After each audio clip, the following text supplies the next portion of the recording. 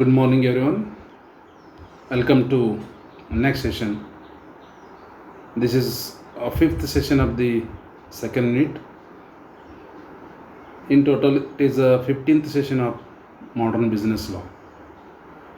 And this video contains the remedies for breach of contract. ಪರಿಹಾರಗಳೇನು? ಒಬ್ಬ ಯಾವುದೇ ವ್ಯಕ್ತಿ ಒಂದು ಕಾಂಟ್ರಾಕ್ಟನ್ನು ಬ್ರೀಚ್ ಮಾಡಿದ್ದಂದ್ರೆ ಅವನ ವಿರುದ್ಧ ಇರತಕ್ಕಂಥ ವ್ಯಕ್ತಿಗೆ ಸಿಗ್ತಕ್ಕಂಥ ಪರಿಹಾರಗಳು. In the earlier videos, we were discussed about how to discharge the contract. And last one more is breach of contract, discharge of contract by breach. So if there is a breach of contract, then aggrieved party has a right to file a case against the guilty party. ಯಾರು ಒಂದು performance ಮಾಡೋದಿಲ್ಲೋ ಅವ್ರ ವಿರುದ್ಧ ಉಳಿದ parties ಏನಿದಿರುತ್ತೆ ಅವರವರ legal action ತೊಗೋಬೋದು. So ಯಾವ ಸಿಗ್ತಾವ ಅನ್ನೋದನ್ನು ಈ ಒಂದು ವಿಡಿಯೋದೊಳಗೆ ನಾವು ನೋಡ್ತೀವಿ. Whenever there is a breach of contract by one party, the other party has a right to file a suit in the court of law for remedies. ಪರಿಹಾರಗೋಸ್ಕರ ನಾವೇನು ಮಾಡ್ಬೋದಪ್ಪ ಅಂದ್ರೆ ಒಂದು ಕೇಸನ್ನು ಯಾರು ತಪ್ಪಿಸ್ತಾ ಇದ್ದಾರಲ್ಲ ಅವ್ರ ವಿರುದ್ಧ ನಾವು ಹಾಕ್ಬೋದು. The other party is entitle to any one or more of the following remedies against the guilty party. So ಕೆಳಗೆ ಹೇಳ್ತೇವಲ್ಲ ಆ ಒಂದು ರೆಮಿಡೀಸ್ದೊಳಗೆ ನಿಮಗೆ ಬೇಕಾದಂಥ ಕೇಸನ್ನು ನೀವು ಫೈಲ್ ಮಾಡ್ಬೋದು. It is depends upon your contract or your case. So there are totally 5 remedies for breach of contract. The first one is rescission of the contract. Rescission of the contract means ನಿಮಗೇನು rights ಇದಾವಲ್ಲ, ಆ ಕಾಂಟ್ರಾಕ್ಟದ rights ಇದಾವಲ್ಲ, ಆ ರೈಟ್ಸನ್ನು ಬಿಟ್ಟು ಬಿಡೋದು ಅಥವಾ ಇದ್ದು ಬಿಡೋದು, ಹೋದ್ರೆ ಹೋಗಿ ಬಿಡಪ್ಪ ಅಂತೇಳಿ ಬಿಟ್ಟು ಬಿಡೋದು. ಇದಕ್ಕೆ rescission of contract without taking any legal action against the guilty party. And second one is suit for damages. Suit for damages ಅಂದರೆ ನಿಮ್ಗೆ ಮಾನಿಟರಿ ಕಾಂಪನ್ಸೇಷನ್ನ ನೀವು ಕೇಳ್ಬೋದು. ಸಪೋಸ್ ನಿಮ್ಗೆ ಬ್ರೀಚ್ ಆಫ್ ಕಾಂಟ್ರಾಕ್ಟಿಂದ ನಿಮ್ಗೆ ಏನರ ಲಾಸ್ ಆಗಿತ್ತು ಅಂದರೆ ಆ ಲಾಸನ್ನು ತುಂಬಿಕೊಳ್ಳೋ ಸಲುವಾಗಿ ನೀವು ಡ್ಯಾಮೇಜಸ್ ಸಲುವಾಗಿ ನೀವು ಏನು ಮಾಡ್ಬೋದು, ಕೇಸನ್ನು ಫೈಲ್ ಮಾಡ್ಬೋದು. ಅದಕ್ಕೆ ನಾವು ಹೇಳ್ತೀವಿ ಸೂಟ್ ಫಾರ್ ಡ್ಯಾಮೇಜಸ್. ಇವನ್ನೆಲ್ಲ ನಾವು ಡಿಟೇಲಾಗಿ ಒನ್ ಬೈ ಒನ್ ನೋಡೋಣ್ರಿ. ಫಸ್ಟ್ಗೆ ನಾವು ಯಾವ್ಯಾವ ಇದಾವೆ ಅನ್ನೋದನ್ನು ಜಸ್ಟ್ ನಾವು. Then third one is suit for quantum meruit. ಈ ಕ್ವಾಂಟಮ್ ಮೆರಿಟ್ ಅಂತ ಬರ್ತದೆ, ಅದು ಏನು ಅನ್ನೋದನ್ನು ನೆಕ್ಸ್ಟ್ ವಿಡಿಯೋದಾಗ ನೋಡೋಣ್ರಿ. Then fourth one is suit for specific performance of the contract. ಈ ಒಂದು ಕೇಸ್ ಯಾವಾಗ ಬರ್ತದೆ ಅಂದರೆ, ಸಪೋಸ್ ನಿಮಗೇನೊಂದು ಲಾಸ್ ಆಗ್ಯದಲ್ಲ, ಆ ಲಾಸನ್ನು ಮಾನಿಟರಿ ಅಥವಾ ದುಡ್ಡಿನಲ್ಲಿ ಅಳತೆ ಮಾಡೋಕ್ಕಾಗಲಿಲ್ಲ ಅಂತಂದ್ರೆ, ಸೊ ಅದಕ್ಕೆ ಪರಿಹಾರ ಏನಪ್ಪ ಅಂದ್ರೆ ಅವನಿಗೆ ಏನೊಂದು ಪರ್ಫಾರ್ಮೆನ್ಸ್ ಅಲ್ಲ, ಆ ಪರ್ಫಾರ್ಮೆನ್ಸ್ ಮಾಡಲೇಬೇಕು ಅಂತ ಒಂದು ಸಂದರ್ಭದಲ್ಲಿ ನಾವೇನು ಮಾಡ್ತೀವಪ್ಪ ಅಂದ್ರೆ suit for specific performance of the contract ಅಂತ ಹೇಳ್ತೀನಿ. ಅಂದರೆ ಅವನ ಕೆಲಸ ಮಾಡಲೇಬೇಕಂತೇಳಿ ಕೋರ್ಟಿಂದ ನಾವೇನು ಮಾಡೋದು, ಒಂದು ಆರ್ಡರ್ ತರೋದು, ಡಿಗ್ರಿ ತರೋದು ಅಂತ ಹೇಳ್ತೀವಿ. ಅದಕ್ಕೆ ನಾವು ಹೇಳ್ತೀವಿ suit for specific performance. And next one is suit for an injunction. Suit for injunction ಅಂದರೆ ಅವನು ಯಾವುದು ಕೆಲಸ ಮಾಡತ್ತಾನೋ ಅದನ್ನು ಬಿಡಿಸುವಂಥದ್ದು ಇಂಜೆಕ್ಷನ್ ಅಂತ ಹೇಳ್ತೀವಿ ನಾವು. Is it right? ಅದು ಕೂಡ ಕೋರ್ಟಿಂದ ನಾವು ಒಂದು ಆರ್ಡ್ರನ್ನ ತೊಗೊಂಡ್ಬರ್ಬೋದು.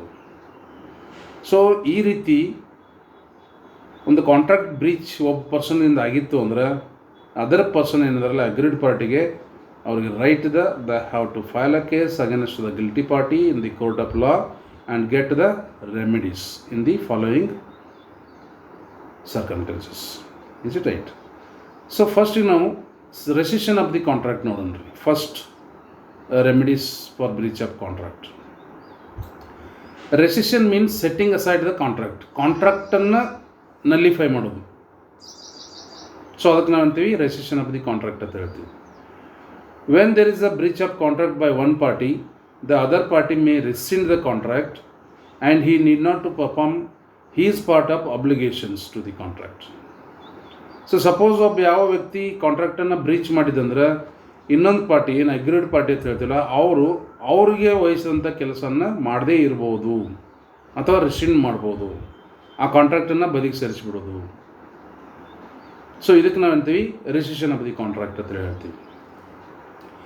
Just he left out the contract without taking any legal action against the guilty party. ಅವನ ಮ್ಯಾಗ ಯಾವುದೇ ಒಂದು ಲೀಗಲ್ ಆ್ಯಕ್ಷನ್ ತೊಗೊಳ್ದೇನೆ ನೀವು ಸುಮ್ಕೂ ಇರ್ಬೋದು.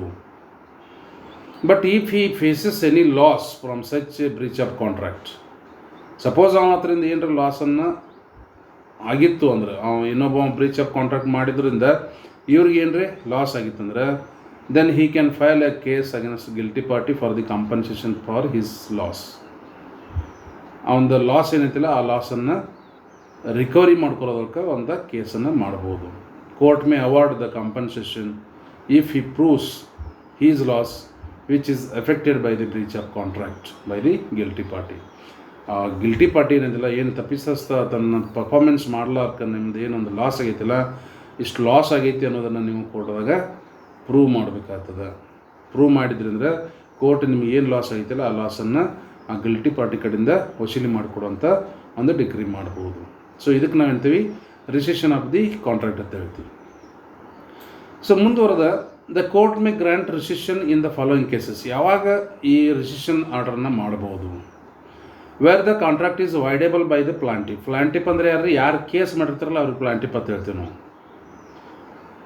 ಮತ್ತು ಅದರ್ ಪಾರ್ಟಿ ಏನಿದ್ದಿರ್ತಿಲ್ಲ, ಯಾರು ವಿರುದ್ಧ ಮಾಡೀವಿ ಅವರಿಗೆ ನಾವು ಡಿಪೋನೆಂಟ್ ಅಂತ ಹೇಳ್ತೀವಿ, ಡಿಪೋನೆಂಟ್ಸ್ ಅಂತ ಹೇಳ್ತೀವಿ, ರೈಟ್. ಸೊ ಇಲ್ಲಿ where the contract is voidable by the ಪ್ಲಾಂಟಿಫ್ದಿಂದ ಅದು ವೈಡೇಬಲ್ ಆಗಿತ್ತು ಅಂದ್ರೆ, ಸೊ ಅವಾಗ ಪ್ಲಾಂಟಿಫ್ ಏನು ಮಾಡ್ಬೋದಪ್ಪ ಅಂದ್ರೆ ಕೇಸ್ ಹಾಕಿ ಅದನ್ನು ರಿಸೆಂಡ್ ಮಾಡ್ಬೋದು. Then where the contract is unlawful. ಈಗೇನು ನಾವು ಕೇಸ್ ಮಾಡಿರ್ತೀವಲ್ಲ, ನಮ್ಮ ಪ್ರಕಾರ ಅದು ಅನ್ಲಾಫುಲ್ ಅದ ಅಂತೇಳಿ ಕೋರ್ಟಿಗೆ ಮನವರಿಕೆ ಮಾಡಿಕೊಟ್ಟೆ ಅಂದರೆ ಕೋರ್ಟ್ ಏನು ಮಾಡ್ಬೋದು, ಗ್ರ್ಯಾಂಟ್ ರಿಸಿಷನ್ ಮಾಡ್ಬೋದು, ರಿಸಿಷನ್ನ ಗ್ರ್ಯಾಂಟ್ ಮಾಡ್ಬೋದು. ಸೊ ಇವೆರಡು ಸರ್ಕಮ್ಸ್ಟೆನ್ಸದೊಳಗೆ ಕೋರ್ಟ್ ಏನು ಮಾಡುತ್ತಪ್ಪ ಅಂದ್ರೆ ರಿಸಿಷನ್ನ ಗ್ರ್ಯಾಂಟ್ ಮಾಡ್ತದೆ. The court may not grant rescission in the following case. ಕೆಲವೊಂದು ಕೇಸದೊಳಗೆ ಕೋರ್ಟ್ ರಿಸಿಷನ್ನ ಗ್ರ್ಯಾಂಟ್ ಮಾಡೋದಿಲ್ಲ. ಅವು ಯಾವುವು ಅನ್ನೋದನ್ನು ನೋಡೋಣ. Where the plaintiff has expressly or impliedly ratify the contract. ಅದಕ್ಕೆ ನಾವು ಒಪ್ಪಿಗೆ ಕೊಡೋ ಹಂಗಿತ್ತು ಅಂದರೆ ಎಕ್ಸ್ಪ್ರೆಸ್ಲಿ ಆರ್ ಇಂಪ್ಲಾಯ್ಡ್ಲಿ, ಆವಾಗ ಅದನ್ನು ಕೋರ್ಟ್ ಏನು ಮಾಡ್ತದೆ, ಸಪೋಸ್ ಅಂದರೆ ನಾವೇನು ಕೇಸ್ ಮಾಡಿದ್ದೇವಲ್ಲ ನಾವು ತಪ್ಪು ಮಾಡಿದ್ದೀವಿ ಅಂದರೆ ಕೋರ್ಟ್ ಏನು ಮಾಡ್ತದೆ, ರಿಸಿಷನ್ ಮಾಡೋದಿಲ್ಲ. ಎರಡನೇದು where without fault of either party, ಇಬ್ಬರು ಕಡೆಯಿಂದ ತಪ್ಪಿಲ್ಲ, there is a change in the circumstances. ಆಗಲೇ ನಾವು ನೋಡಿದ್ವಿ change of law, change of supervening impossibility ಈ ರೀತಿ ಇರ್ತದಲ್ಲ. And the parties cannot be restored to their original position. So ಆವಾಗ ಕೂಡ ನಾವು ರಿಸಿಷನ್ನ ತೋರಕ್ಕೆ ಬರೋದಿಲ್ಲ. ದೆನ್ ಇನ್ನೊಂದು ಕೇಸ್ ಯಾವುದಪ್ಪ ಅಂದರೆ where during the subsistence of the contract third parties have acquired rights in good faith and for value. ಮೂರನೇ ವ್ಯಕ್ತಿಗೆ ಅದು ಅಕ್ವೈರ್ ಆಗಿತ್ತು ಅಂದರೆ, ಅದು ಮೂರನೇ ವ್ಯಕ್ತಿ ಅದರೊಳಗೆ ಎಂಟ್ರಿ ಹೊಡೆದಿದ್ರೆ ಆವಾಗ ಕೋರ್ಟ್ ಕೇಸನ್ನು ರಿಸೆಂಡ್ ಮಾಡೋದಿಲ್ಲ. Is it right? And fourth one is where only one part of the contract is sought to be rescinded and such party cannot be separated from the rest of the contract. ಇಲ್ಲಿ ಕಾಂಟ್ರಾಕ್ಟನ್ನು split ಮಾಡ್ಲಿಕ್ಕೆ ಬರಲಿಲ್ಲ ಅಂತಂದ್ರೆ ಆವಾಗ court rescind ಮಾಡೋದಿಲ್ಲ. So these are the circumstances where the court may not grant rescission to the case. Is it right? So ಇಲ್ಲಿ ಕೂಡ ನಿಮಗೆ 5 ಮಾರ್ಕ್ಸ್ ಕ್ವಶನ್ ಕೇಳ್ಬೋದು. ಸೊ 5 ಮಾರ್ಕ್ಸ್ ಕ್ವಶನ್ಗೆ ಇದನ್ನು ನೀವು ಅಭ್ಯಾಸ ಮಾಡಬೇಕು. Thank you friends.